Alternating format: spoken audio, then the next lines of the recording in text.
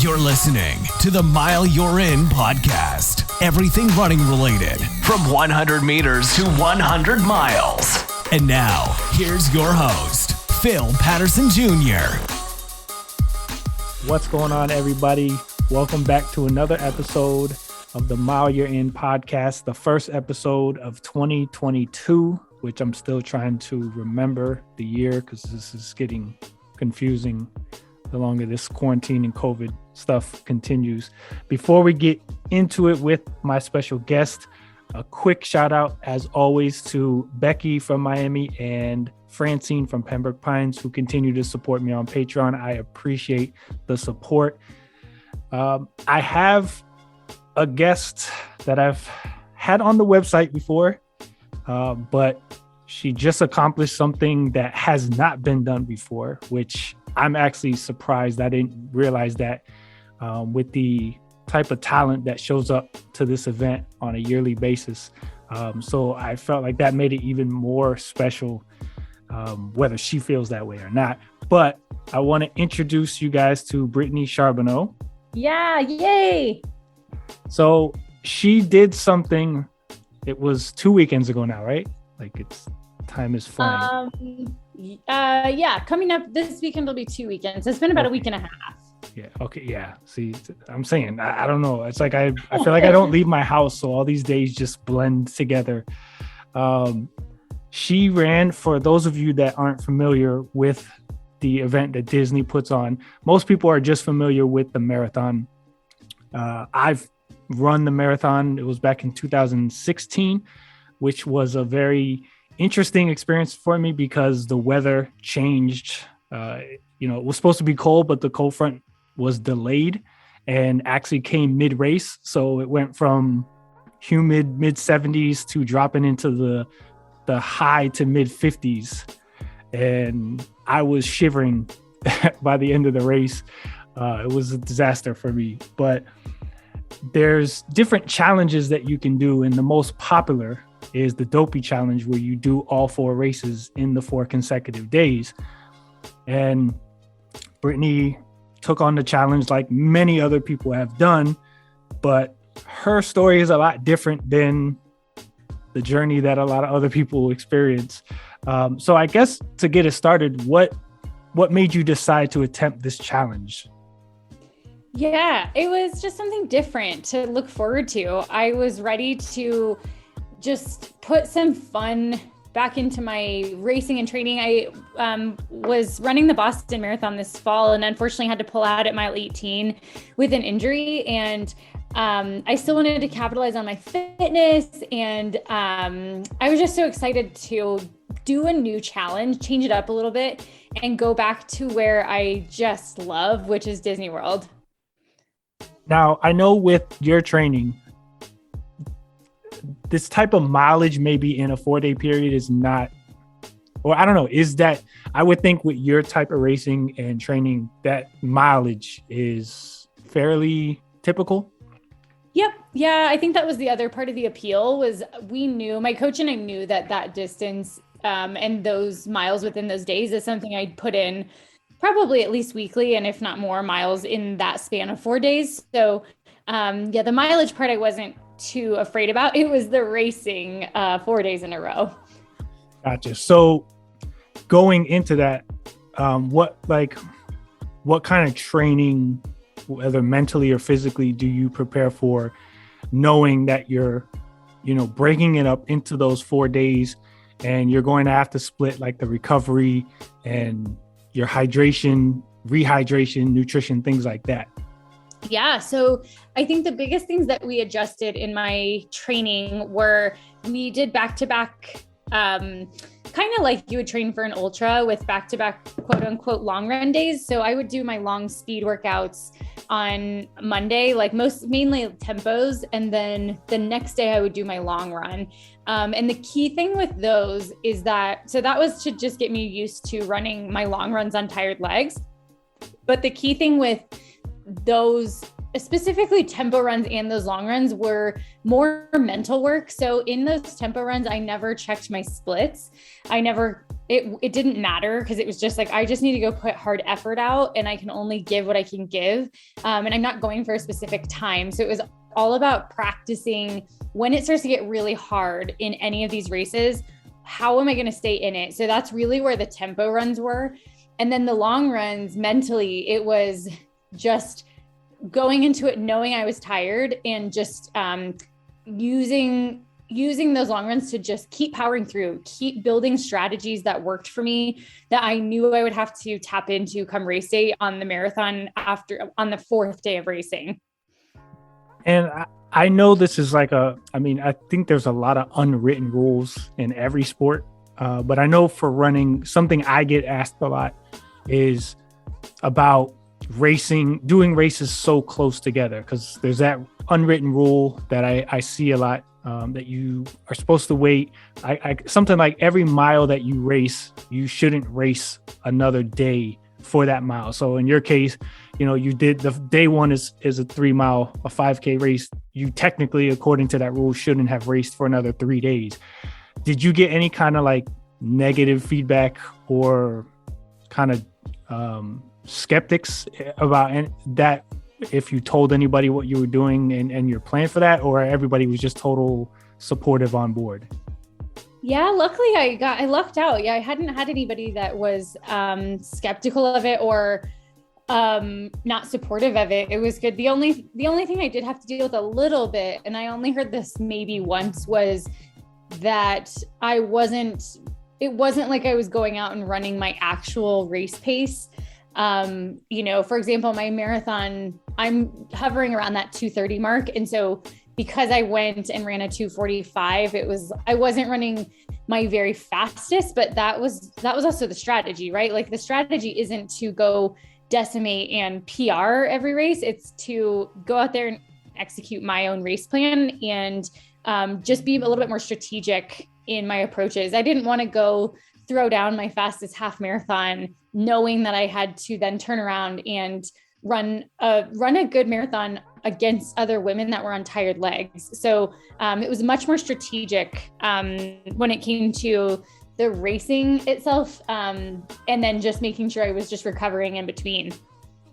So with that in mind, because I don't want to jump too far advanced, but it just dawned on me now as you were saying that, if let's say somewhere along one of the races that the competition was slightly different, maybe a little more competitive up front with you, do you think you might have changed your game plan to maybe attack one of the other races differently?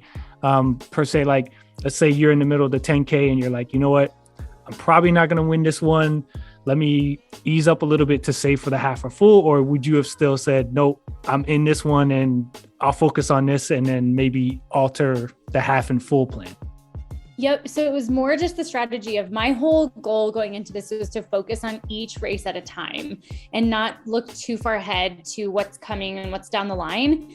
And then there were a couple of like the half marathon and the full marathon that I was not in first place from the get-go. And I was behind the first place runners and from, the first at least 6 miles of these races. So, but I had to just stick with my own race plan and what I knew I had the capacity for that day. So I tried to really just focus on one day at a time, because I didn't want to then stress out and get way overthink it, come time for the last day. I always wonder how that affects you as a more of a front pack runner, to not get sucked into the race and to really dial it into your plan. Is it like something you set on your watch that beeps to alert you? Is it someone you have like along the way that kind of holds up a sign or yells at you? Like how do you manage that if you're using someone or just internally? It's all just really internal, and it's my plan going into it. So for example, for the marathon, I was actually in third place until mile like 10. And then I didn't take the lead until mile 20. And so my plan with that, I knew I had to go out more conservatively. And so I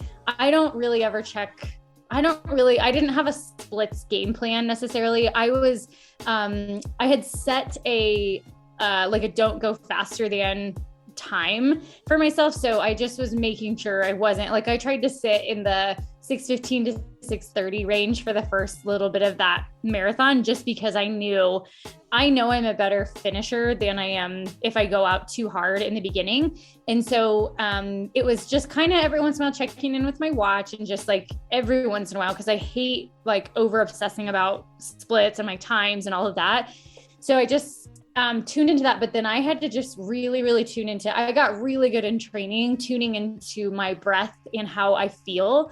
So I had to just keep tuning into that, even when I knew after I was in second place, I had a good 10 miles that I was in second and didn't even see the lead female. So I just had to kind of just trust that my race plan was going to work for me. And even if I didn't win, it didn't matter. It was just like, that's not, at the end of the day, this was never my goal. My goal was never to go win all of these. It was to just show up, have fun, execute my race plans. And I really, really wanted to honor that for myself. And especially when it got more competitive, like it was like, if I win, great, but I really just want to honor myself and have a good time without adding this extra stress. I mean, that's the whole reason I wanted to do this, was I didn't want to have extra stress added to my racing. And that's something I've been trying to keep working on. So it was just kind of like, I knew that there was somebody ahead. But at the end of the day, like I was so tired. I had what I had, and I was like, either this is going to be good enough today or it's not.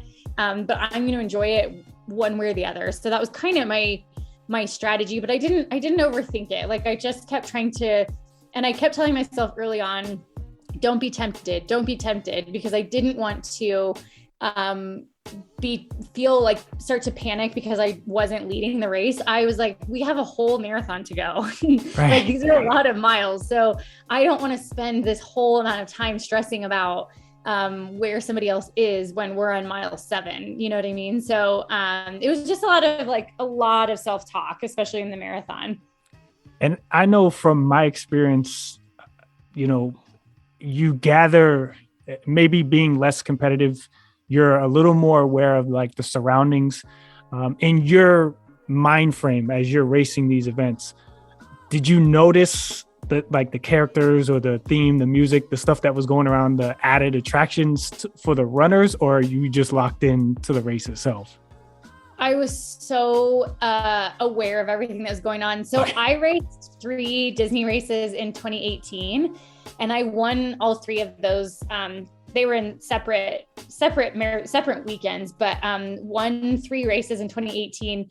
And I remember that I loved it. I loved racing through Disney, but I also didn't remember very much from those races. Like I couldn't really pull any memories from it. And so as I was thinking about going back to Disney, I was like, I want to just really remember these special things that make Disney races.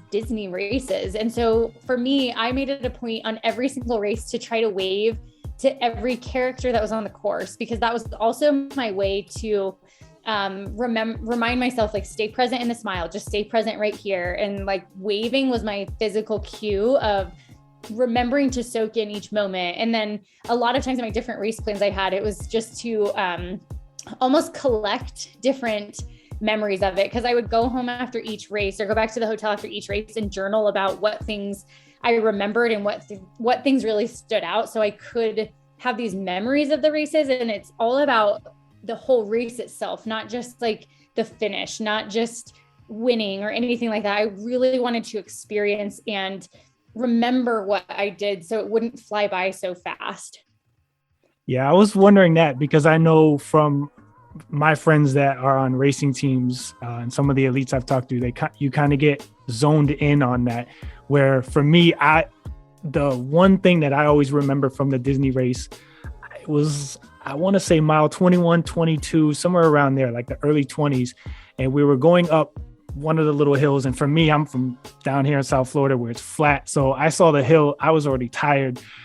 I was like, I'm just going to walk this hill and catch my breath, take a breather. And right on that hill, they had the like Toy Story. Yeah, the Toy Story soldier. Uh-huh. Okay, so I guess they keep them at the same spot. So Yep. I don't know if you heard it, maybe because you guys were flying, where us, by that point, a lot of us are walking and looking miserable. They were kind of almost ragging us on and yelling funny, but like, insults. And my whole thing was, gosh, I'm about to walk up this hill and I know they're going to say something about me. Cause I even looked around and I'm like, there's not too many people around me. So they're going to like, the beard stands out and I don't remember if they did say anything to me, but I did at that race. I carried my GoPro with me and I remember on the video, they're pointing at me. So I'm going to have to go back and see if they said something to me, but you should. I bet they did. That's why I was wondering, because I know like that was cool to me, like the different music that they would play at each mile marker, kind of for the theme of the mile and the characters.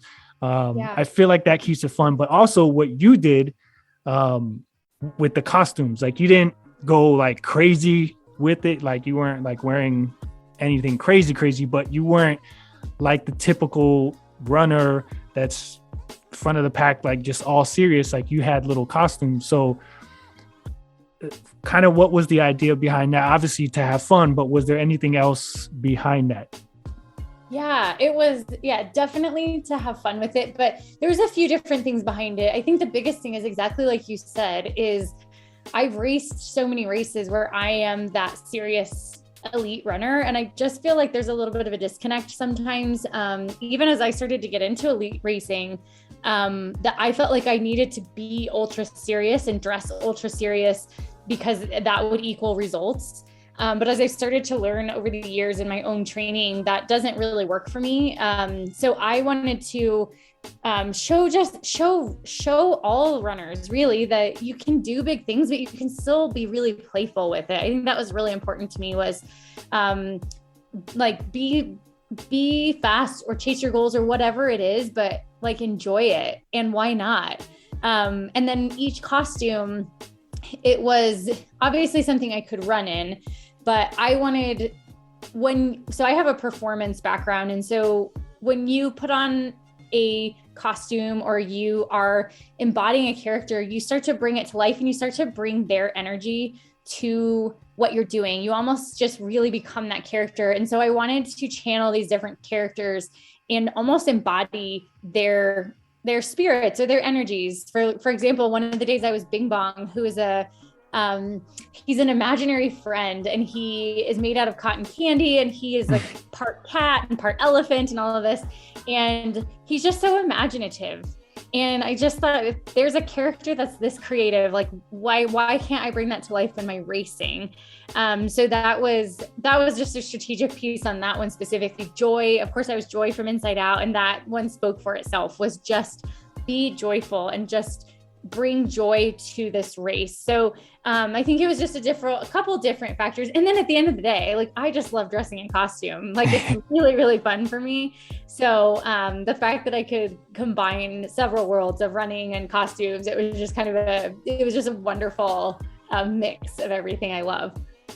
So you actually just gave me an idea. I think for my 100 miler that I have coming up in September, I am going to get a Eeyore costume, and around mile 60 or 70, when I start getting very miserable and depressed and unhappy to look at, I'm just going to put on this Eeyore costume and it'll kind of play to the mood and maybe spice it up. Or I could just put on a Flash costume and maybe I'll feel fast. Or put on Tigger. Like I feel like Eeyore is just going to like add to the misery. Like put on something that you want to channel that different energy. Like Tigger's just boundless energy and super fun. So maybe you go that route, but I love it.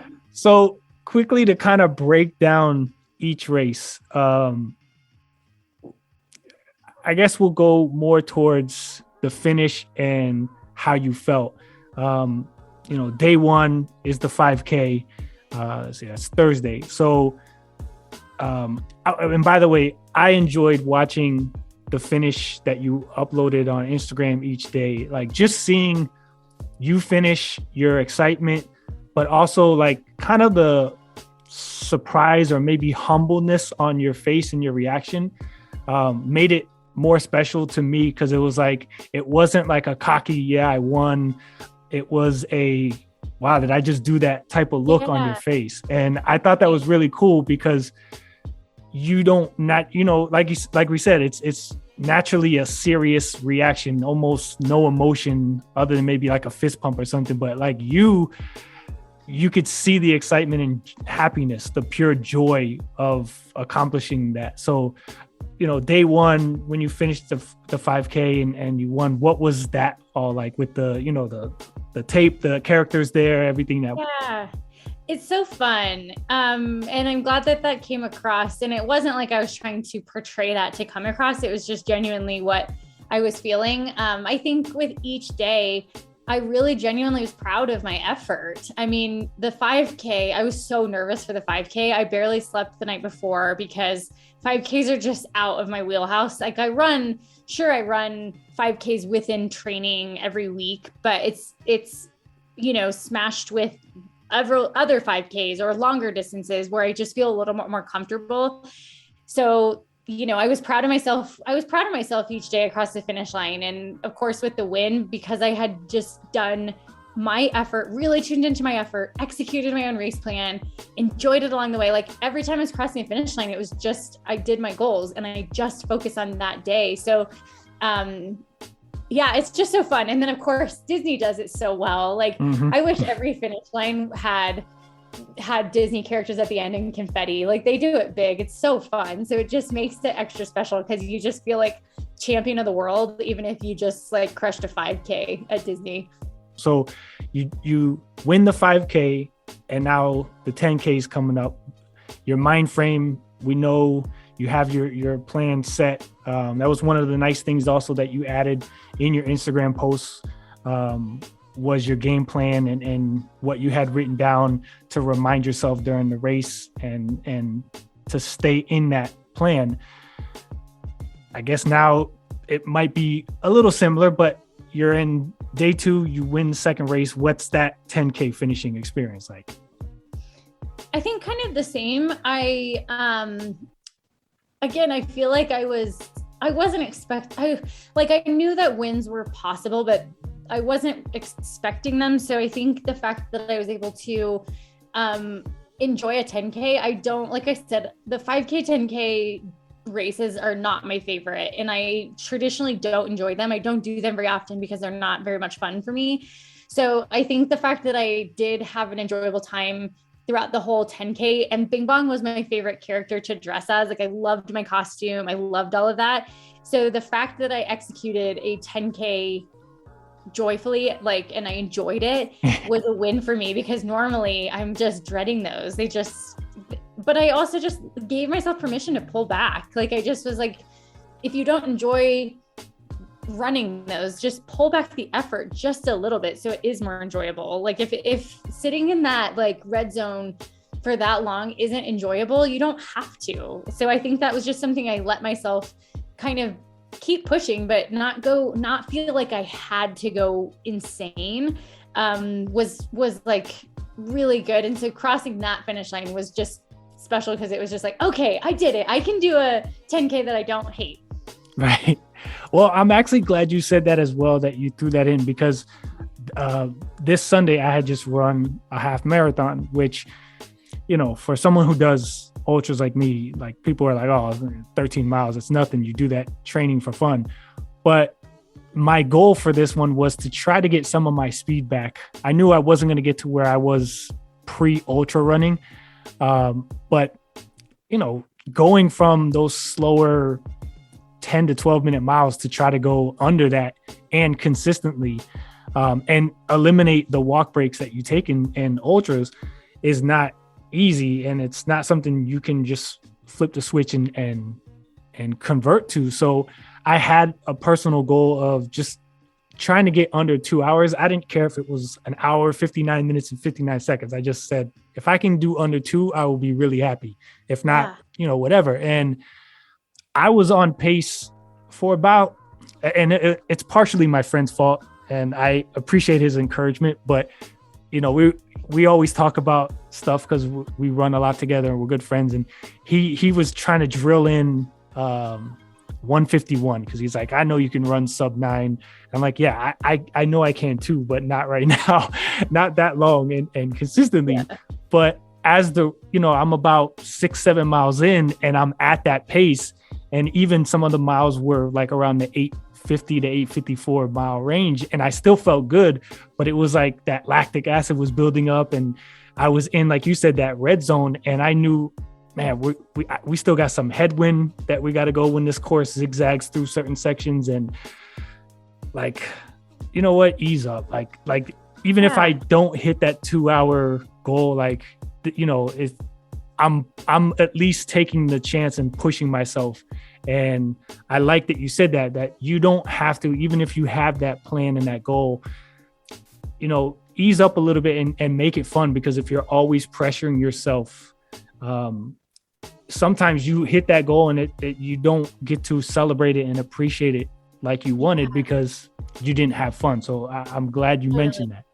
And I've done that so many times. Like, there are so many workouts or races that I've done that, and I'm just not proud of myself. Like, even though I accomplished something, like my brain goes to, I won the 2019 Marine Corps Marathon, and I was originally going for the course record, and it was like the worst weather day imaginable. And of course, like it was just a challenging day to run. And I was like devastated. I won it, but I was just devastated. And I was like, I looked back on that and I was like, what am I doing? Why am I putting so much pressure on myself? Like, I still won this race, and I just don't like that feeling, but that does creep in a lot. And, during the marathon, during Disney, there were points that I found my brain just looking ahead and was stressing out about where first place was. And I was asking myself, like, are you having a good time? Are you having fun right now? And I was like, no. So then I was just like, then pull back the effort just a tad. Like, if you think about like a dial, if your effort's at like an 8 or a 9, just pull it back like 2 tiny notches, like not even a whole notch. Just pull it back just a tad. Give yourself like that flexibility to just pull back, recenter, and then I guarantee you're going to find that next gear that you'll be able to start pushing a little bit harder, but doing it in a way that takes less mental and physical effort. Yeah, again, that's why I'm glad you said it, because even me, like, as I looked at the watch and I was kind of estimating my pace the rest of the way, I'm like, even if I was to take a few walk breaks, which I ended up having to do because of the wind gusts, I was like, I'm still going, like, at this point, I'm ahead and I got time in the bank. I'm going to go sub 2. It was getting my friend's voice out of my head. Like, look, stop chasing this 151. You wanted 159, 59. So like, you're going to hit your goal. Like, just ease up, have fun. And it made the last mile fun again, because I was like, as people are cheering you on and encouraging you, it wasn't like just focused and grumpy. It was waving back, saying thank you, saying hi, and laughing at their jokes. Like, it was fun again. So I think that's what's nice about especially an event like Disney is it kind of forces that on you. So now you have your first 2 races are done. You've won those. You're going into the half. Let's talk about that finish. Yeah. So the half was really fun. So this one, I think, was my most fun race out of all of them. I was focusing on, so I broke out each mile. Each mile was dedicated to someone or a group of people that are on my journey or that inspire me. And so it was really fun for me to execute each mile at a time. And I almost like had my people with me, or I was channeling energy of different artists that I love, their energy and just their confidence. So that one was really fun. And then the half was where I really got to engage with the other runners out there. So as we were running out, it was like an out and back section. I was on my way back and the rest of the runners were all on their way out, and we all got to wave at each other and just cheer each other on. And it was just so special for me to show everybody that like, I'm having as much fun as you are too, even though I'm in the lead. And it's important to me that we're doing the exact same race. We're going the exact same distance. It doesn't matter what pace we're going. And like, I'm loving this. I'm loving what I get to do. I'm loving where I am. So I just really wanted to share that with everybody. So I felt like the half was just so fun. So when I crossed the finish line, it was just more people that were now part of this crazy journey and that were cheering me on and that I got to wave back to and, you know, just kind of share all of this with. So I felt like the half was cool because I felt like it's the longer distances I'm more comfortable with. So I was just kind of like waiting to get through these shorter races so I could like in my comfort zone a little bit. So the half was a little bit more in that realm. I was like, I feel good. So it was fun to come through the finish line with that. And I was just stoked that my wig stayed on. So actually, since you mentioned that, before we get to the last race, what were the 4 costumes and which one was for which race? So the 5K was Elsa from Frozen 2. The 10K was Bing Bong from Inside Out. The half marathon was Joy from Inside Out. And then the marathon was Cruella, the new version of Cruella with Emma Stone. And I guess that was going to be my next question is, were there any malfunctions with the costumes or did they all pretty much cooperate with your speed? Yeah, no, they all cooperated. I was really stoked. The only thing I had tested in training was my wig for Joy. I was like, that one's a risk. I need to make sure that this works out well. But everything else was fine. The only blunder I had was on the last day for the marathon, I spray painted my hair half black, half white. And so as you can imagine, it's Florida humidity, as you know, and you're sweaty. And then of course you're like getting like Powerade all over your face and everything. So my dress had started to get stained with my black hair dye. But surprisingly, everything went well. I was a little bit nervous about chafing and different things like that, but everything like went really smoothly costume wise. So that was a win. So we're heading into the 4th and final race. You've won the first 3. At any point, was it brought up to you or did you already know this in advance that no one had won all 4 races in this weekend, in this challenge before?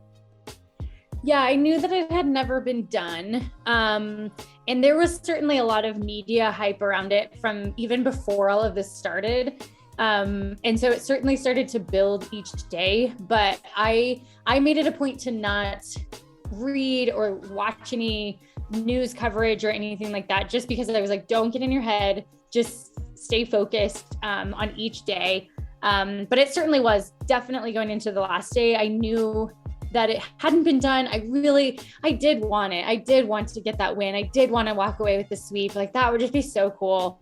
So there was that little bit of pressure, and that's something I had to work through mentally, not only the night before with my coach and just kind of talk through our strategy of how I'm going to stay focused just on what I'm doing and not get too far ahead. Because I mean, there's been so many races that I've gotten too far ahead of myself. And then mentally I just spiral and crumble, but I just wanted to walk away with knowing I could mentally hold it together, even as the like hype started.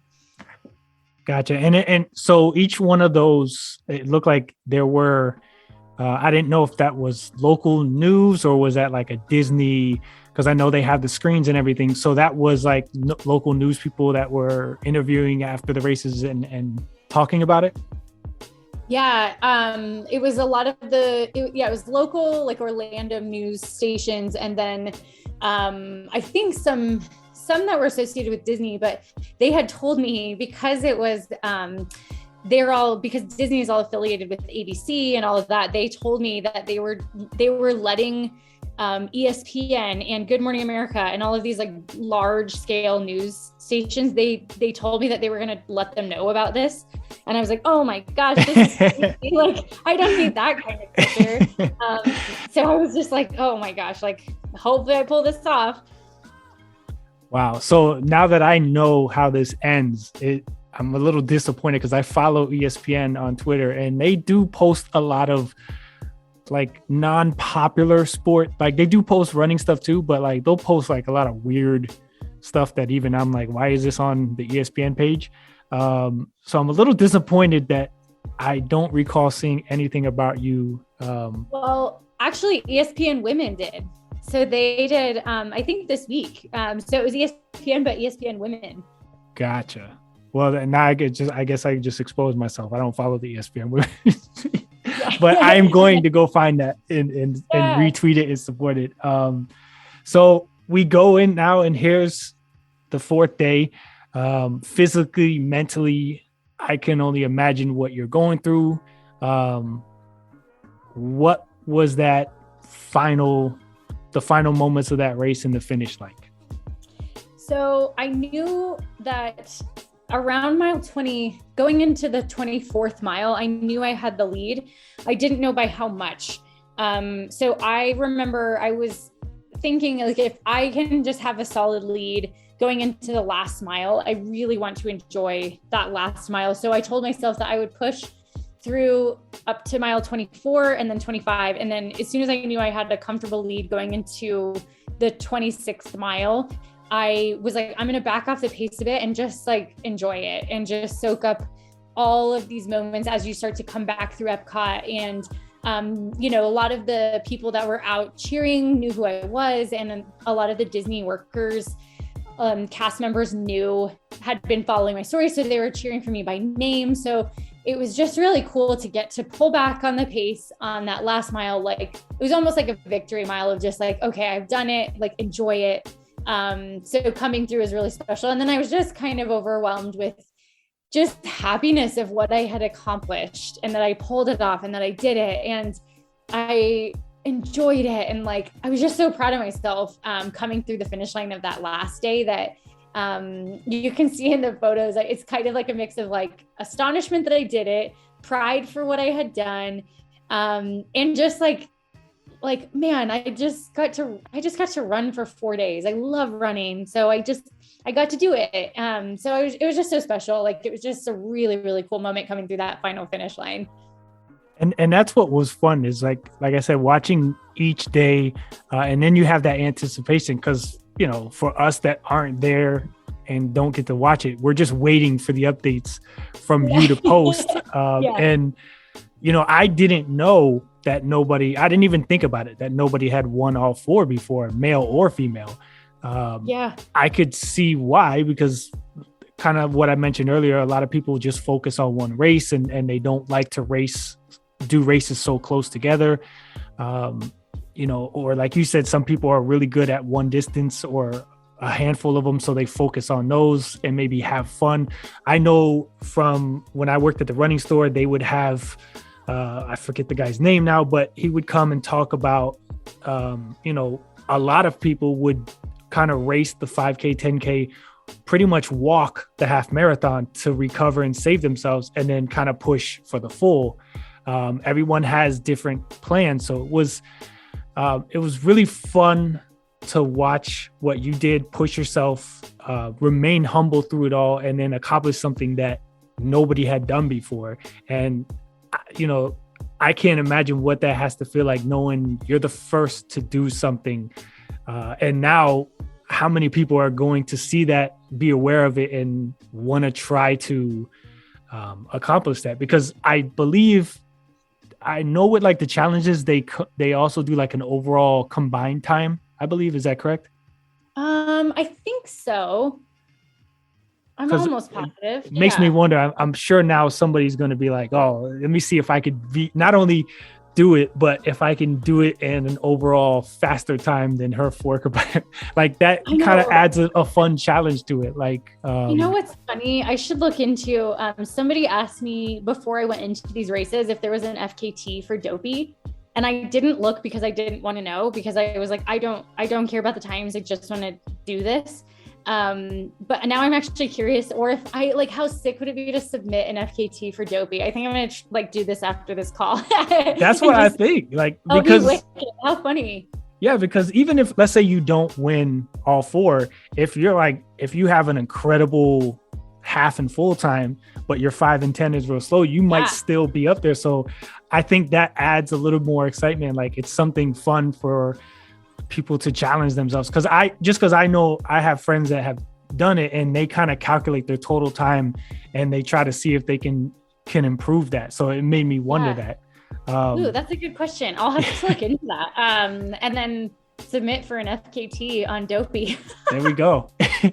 So before we wrap it up, you mentioned it earlier and I realized it, but I didn't want to interrupt the flow, that I kind of just blew past the fact that you mentioned Disney being fun. And I kind of just was I guess I was in that professional runner mode. I just blew right by the question or the statement and didn't interact with it. So I want to bring that up now that the races are done. Most people, they just go right back home. They don't, for work reasons or whatever. Disney is also very expensive for one day. Yeah. So multiple days, I can't imagine. But I know from your social media, you were able to hang around and enjoy it. So what was that like after 4 tough days to not only relax, but relax in the same spot where you kind of fought and battled, and now you could really, truly just enjoy that atmosphere? What are some of the fun things you did? Yeah, so we did the day of the marathon. Afterwards, we went to Disney Springs and just hung out at one of the Irish bars in Disney Springs and just sat outside. Because also, Denver right now is freezing. It's winter. So I was like, I'm going to soak up all of the sunshine in Florida. So we sat outside and just had some beers outside. And then the next day we did a VIP tour of all the parks and got to ride rides at each park. So that was just so cool. It was literally like, okay, now I just get to actually play. And it was just the exclamation point on the entire weekend, was just getting to really soak up and enjoy Disney for what it usually is, how it's usually enjoyed. Most people don't go to Disney thinking that running all these races is going to be an enjoyable time at Disney. So it was fun. And I think we ended up walking something like 10 miles that day. So on tired legs, but I actually think it was good because it got me from stiffening up. So I've had a really great recovery coming out of it. I think honestly, truly, because of part of that was just like staying moving the day after the marathon. So it was just so cool to get to experience Disney. And I've run through all the parks, obviously, but I'd never been to Epcot or Animal Kingdom. So it was cool to like get to experience those different parks.